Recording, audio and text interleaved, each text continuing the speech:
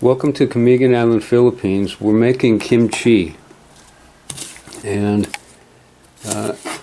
this is the recipe that I'm using is sort of a mixture of recipes that I've seen on YouTube, and I made it one at a time, and people really seem to like it, so I'm making a bunch more. And one person in particular wanted me to give them a bunch of it, so I'm going to, and we'll see how they do with it. So what kimchi mainly is made from is cabbage, for anybody who doesn't know, and it's usually Napa cabbage, or sometimes I think they call this Savoy cabbage. These are kind of small heads, but we had 4 of them, so it's going to it's going to make a lot of kimchi. So here I've got about 1.5 cups of sea salt, and it's actually Korean salt. So we're just sprinkling the salt on there, and then it gets mixed around. It really has to get mixed in thoroughly. And we're going to do something a little bit different than you might see on most of these recipes. But there's one channel called Emmy Made in Japan that made kimchi that did one thing that I'm going to copy. We've got the salt and the cabbage all mixed together.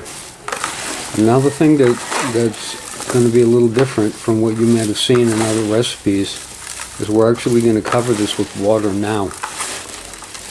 So at this point we've got this covered with water, and this is going to stay like this for about 1.5 to 2 hours. Here we've got 1 large carrot grated, 4 very small onions minced, ginger, 2 inches of ginger that's been grated, and some radish, some white radish. It's just been sliced into very thin pieces. And here's two whole heads of garlic that's been minced up really fine, and on green apple we're mincing it up. And I did forget one thing. I reminded myself that we need some green onion to go in this, so I've got a couple hours before this can be finished. Maybe I can go find some green onion someplace. And here we've got our green onion, so we're all set on all the vegetables. Here's all our vegetables cut up. That little bowl there has got the green apple, there's the garlic, and here's the cabbage, and we're almost ready to start assembling this. The next step, I have to make the porridge, and the porridge is rice flour and water plus a little sugar. So I'm going to go make that, and we're going to let that cool down, and by that time that it cools down, we should be ready to start mixing everything up and assembling this kimchi. Here I'm adding 1.5 cups of cold water, and to that I'm going to put in 1 rounded tablespoon of rice flour and 1 tablespoon of sugar. And on a medium-high heat, I'll stir that until it begins to bubble. It turns translucent, and then you know it's ready. It's thick and translucent. So the next step is to drain the cabbage, and get this big tub here and this draining this colander in order to drain it. So that's what I'm going to do. So our cabbage is all drained now. The next step is to mix all the chopped vegetables with the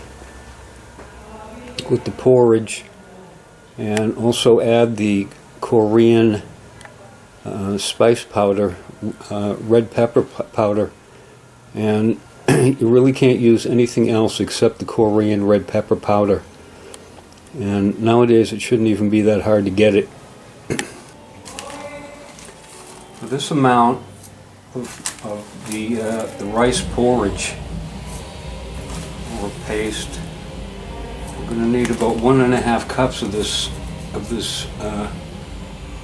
1.5 cups of this red pepper flakes. So we're going to put that in there, and now we're going to mix all these vegetables with that stuff. Now this just gets mixed together.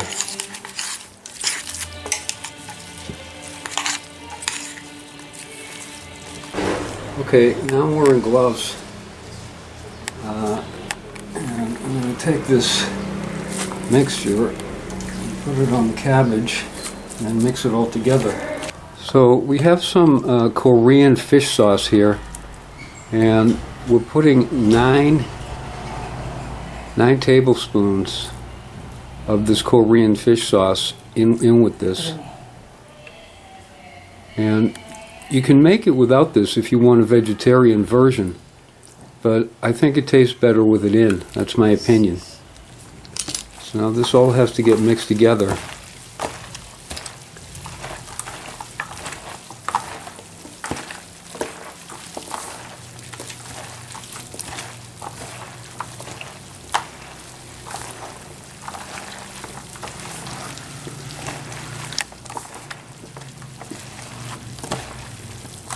So now it's all mixed, and now it can go in the pickling crock.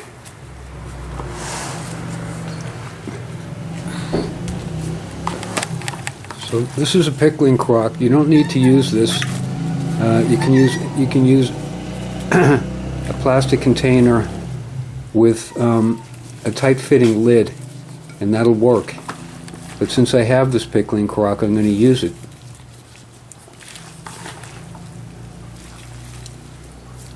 And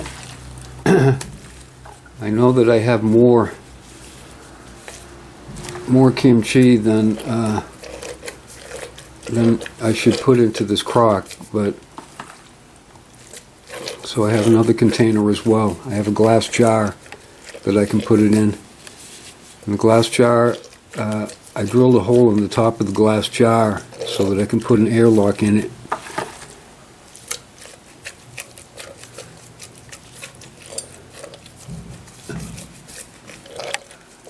More. No, put more in there, I think. Okay, I guess that's good.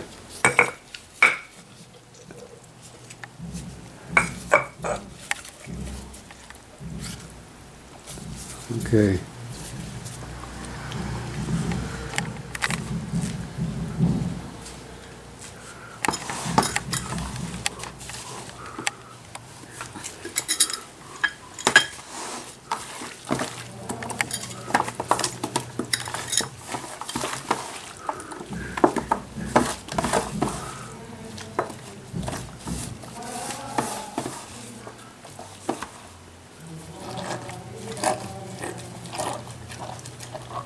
I've got the airlock in the top of this jar.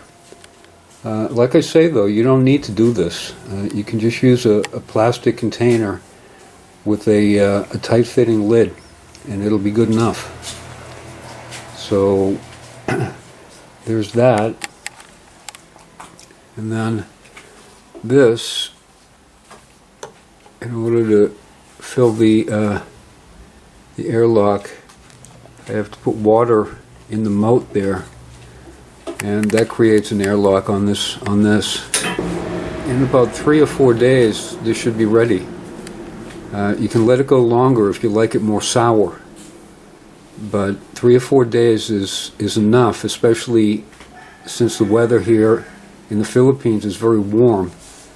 It's probably 90 degrees right now inside this house.